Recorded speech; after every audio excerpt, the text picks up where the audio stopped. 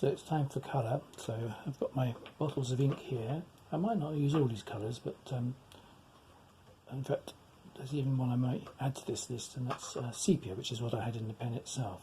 So we've got cobalt blue, we've got an aqua blue, which is effectively a cold sort of phthalo type blue, chiffon green. Now it might just be for some of the greens I touched some of that in. I might just use the blue and yellow. That's an option. I've got what's called astral yellow in these Magicolour inks. So a nice bright yellow. That's to give some of the warmth and so on in the garden. And also we've got a mix of stone colour, and I've got this scarlet, and finally this is called rust, a sort of lovely orangey brown. So I'm going to be working systematic with these. I won't use them all at once, but I have to use them in very weak dilutions. I'm using a daisy wheel palette here, so I'll dilute them right down. So let's get something started for the sky with my cobalt blue, and I'm going to mix that with a tiny bit of the aqua blue, which is the cold blue. I won't put them in the same well to start with. I'm going to put them in separate wells, and then I'm going to just dilute them, test them. I've got a piece of watercolour paper here to test them on. So that's my little test scrap. I'll be using my usual Chinese brushes. So that's just, and also the other thing I have with the ink, so though I've got pipettes in the bottles, I've also got a separate pipette, so I'll be adding water as well to get the correct strength. So I've just been diluting down the blue, which gives me something like that, which is quite nice. I want to put that's the cobalt blue, so I'm going to add some of the aqua blue to that, see if I can get a nice balance between the two, and I'm just going to go a little bit warmer on that, so we've got a nice strength. And I'm going to also strengthen the mixture a little bit, because what I'm going to do to start with is wash the paper in the traditional way. So let's just put a hint of blue left on this brush. Now, like I was saying before, we're going to get a little bit of this brown ink. You can see at the edge of the cottage there, creeping into the other areas, but because I've got the pad up on the vertical on the easel here, that brown should mostly float down. I'm going to see if I can control it and see what happens, but I told you I wanted to live dangerously, so this is it. So I've just got the paper wet. Let's go back and control using some tissues the flow of the ink. So you can't really do huge amounts about it, and as I say, I quite like the dangerous nature of the ink flowing all over the place, as you'll see. So let's get back into the painting, and this is the mix I've got. I might have to tilt the pad a bit just to stop it flowing out of control, but let's just do one section at a time very quickly. What I do is I just chase the edge with the tip of the brush, and then I sweep it over the rest of the area. So again, don't need much more colour on here yet, just keep the colour on the paper moved around a bit, and then come back at it. Now speed is really of the essence when you're using inks, because once they dry, they do not come off, they are permanent. So it's really just a question of getting them right first time. Very dangerous. So let's have a bit more colour in here, just another swoosh, just to give some sort of movement. Try and make it look like it's going behind the chimney by starting each side a bit like that. So this is all about judgment, how strong to go, how much to put on. We're ready for the next section, and like in other videos I've made, I do the foliage before I do the building itself. So I'm using the rest of the blue with some of the yellow to see what greens I get. I've noticed I've just got a little bit of the blue sitting on the roof here, so I just dried the brush off on tissue, clipped that up. Okay, putting the yellow in a separate compartment. I'm trying to go for something quite jazzy here. How I give the inks as opposed to watercolours, that we get a real bit of vibrant colour. So let's get into the foreground here with the where the greens are sitting, and I'm going to introduce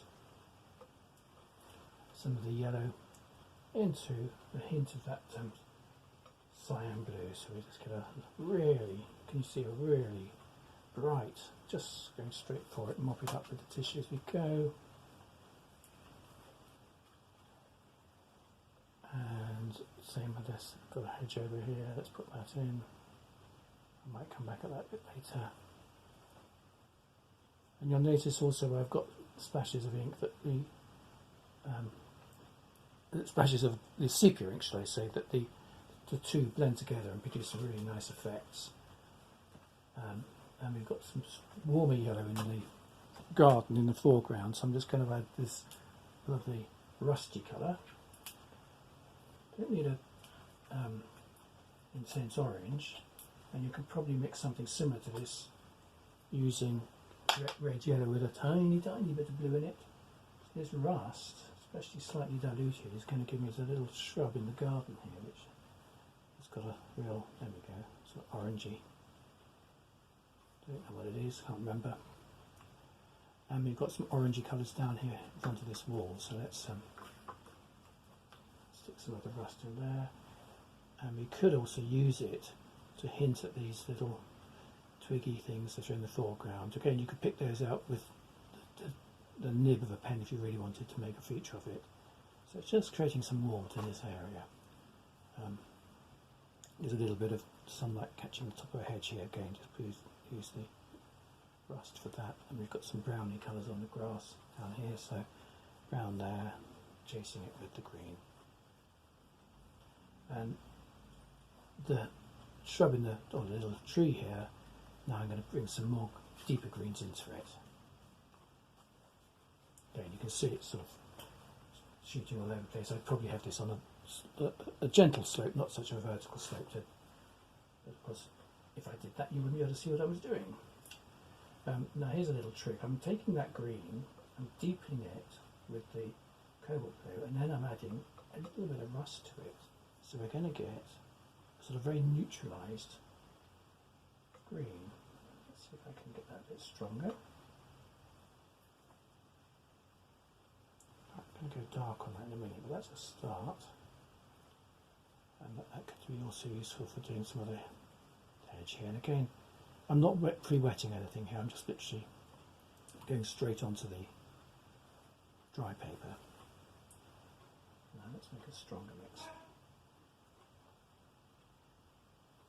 This is using the cobalt blue and yellow.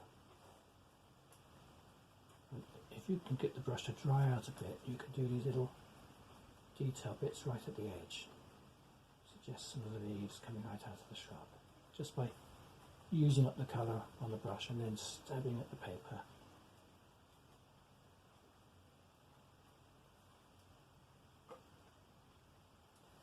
We've got some darker colours, the ivy going down the wall here.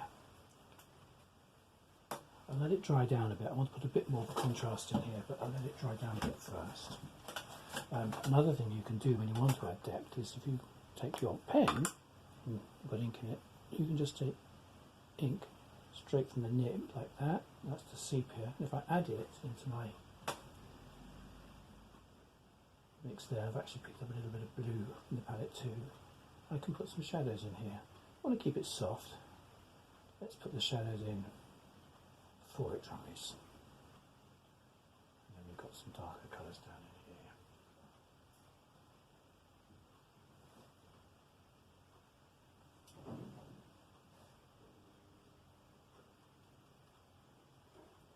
So I'm literally just aiming in between the colours I've already put in to try and get the negative effect. Let's go back over that hedge.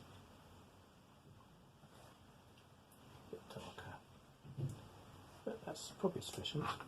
And then we've got a few little shadows in amongst here, but nothing too serious. Let's just take it off on the tissue and stipple.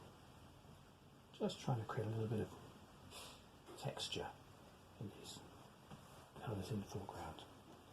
So we've got all that. Now we're going to dilute it right down to produce the colour in the drive. So I need my scrap paper again. bit strong, so let's just go a little bit weaker. This is also going to help because it's a similar colour in the cottage. So there we go, just a sort of pinky colour, pinky brown, very much diluted down. I've just used the rust with a little bit of the cobalt blue in it, but diluted it hugely. Now I need to put some shadows back in here later, but that gives me a nice pale colour in the foreground. I'm going to take another brush. Whilst that's damp, I'm going to stick some greens in going up the drive. And a few more greens at the edge here. So you get sort of soft edges. That's the idea of that. Strengthen that green hedge in the background as well. It's a sort of box hedge.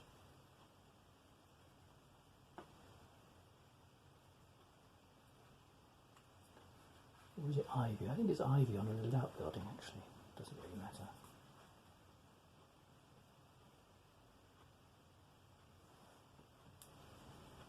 Okay. So we're sort of painting in the native. Now that pale colour, that little pale rusty colour, very pale with a bit of blue in it, is perfect for doing, here we go, the warmth of the cottage. Plus I'm picking up some of my sepia. So just painting it as a flat section of colour. Just going to have a bit of a mistake there. So that gives a nice little bit of warmth. Now I'll probably go back into that wall and pick out some of the stonework later, but now we need a deeper version on the side of the cottage in shadow, so I'm just mixing up a darker version here. It may not be quite dark enough, but we can always put a second layer on. So let's just get that in place, try and control it. And what I'm going to try and do here is to paint sort of into the gaps I've left where I've got the foliage of the shrubs. I'm just tissuing off any puddling colour so I can get that colour of the wall there. See, it's all running right down very quickly, so it's much more exciting to work with it all dripping all over the place like this. So I need another layer to make it dark enough. In fact, I need a bit more colour in the palette. So let's just let that dry down a bit, and I'll come back with another video for the final touches, the windows, the roof, etc.